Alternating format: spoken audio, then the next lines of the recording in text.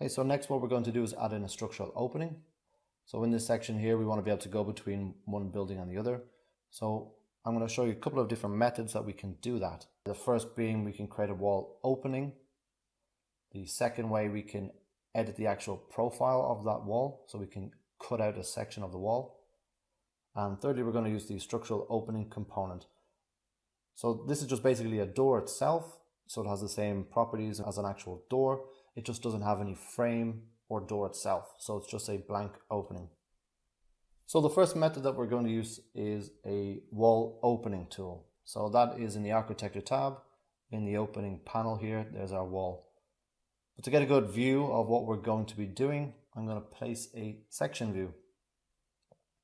So I use the section views all the time in the project just to get a quick elevation of what I'm doing. You can also place elevation views if you want, but I just find personally that the section view is a lot quicker, a lot cleaner, and so on. So to place it, it's up here in the quick access panel, and there's our section view. So click to activate it. So to place my section view, I'll just click once and click again to place.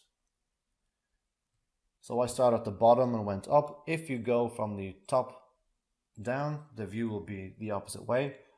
We can obviously flip that. So if you select your section view, you'll see there's our flipping arrow. You can flip the view.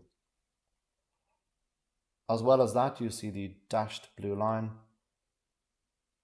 That is what will be included in the view. So if I wanted all of these columns to be in the view, then I'd leave it where it is. If I didn't and only wanted just a small section behind, just drag it behind, and now everything behind will not be included in that view. Same goes for the width. As well, I can cycle through the different section heads here and use the grips to extend it out. If the section view is quite long and you didn't want everything to be on display, that little elbow there, we'll cut it in half and we can shorten it down. So that's the basics of a section view. So I'm just going to delete out that one. And every time I place a section view, if you come over to the project browser, scroll down, there's our sections heading, expand it, and that's our section 1. So to open up the actual section view, you can either double click on section 1, and there's our section view.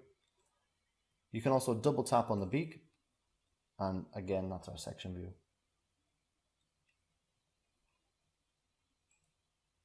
So what we need to do is just expand out this crop view so we can see our view. If you select the rectangle, we get the 4 grips, top, bottom, left and right, and we can just click and drag. What I can do now is I can have multiple windows open at the same time to see what I'm looking at. What we're looking at on the screen is called a window tile. If I minimize, you'll see I've got 2 currently open. If I open another, so there's 3 different window tiles.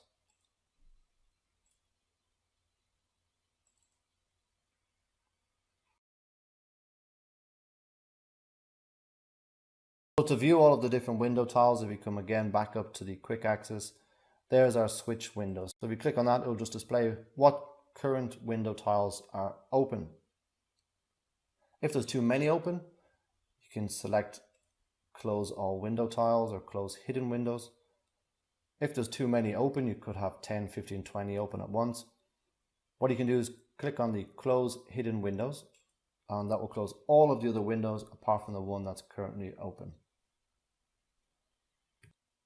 So the different window tiles that I want to be open are my ground floor. I'll also open the 3D view and the section view. And then to display all of the different window tiles at once, I'm going to type in WT in the keyboard. That's WT. If the window tile that you want to be displayed isn't on the larger side, what you can do is just select the header at the top and then WT, select the header again, WT, and I'll just rotate the views. So what I want is to have the 3D view on the right hand side. So I'm going to just click on the header and just toggle through until it's displayed like so. And then I can zoom in. So that there's the area where I want to place my wall opening. I can zoom in slightly, and again there my section view. This is the area I want to add my wall opening, and same in the floor plan.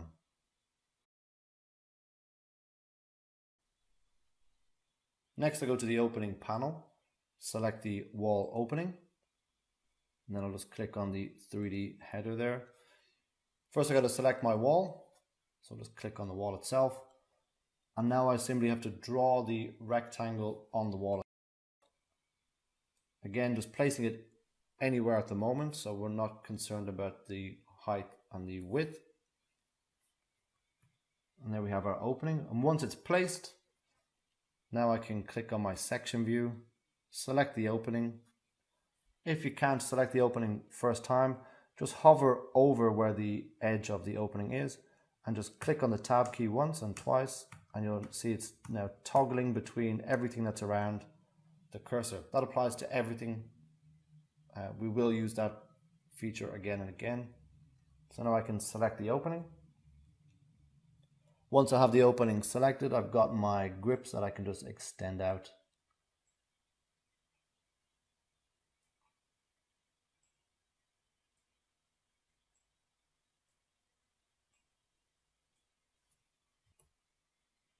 So that is one method of creating an opening. The downfalls to this, if I go on my ground floor plan,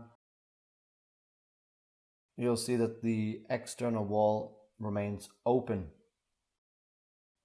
So what I mean by that is the brickwork doesn't return into the blockwork, or the blockwork doesn't return into the brick. Same below. So there is a small downfall to that.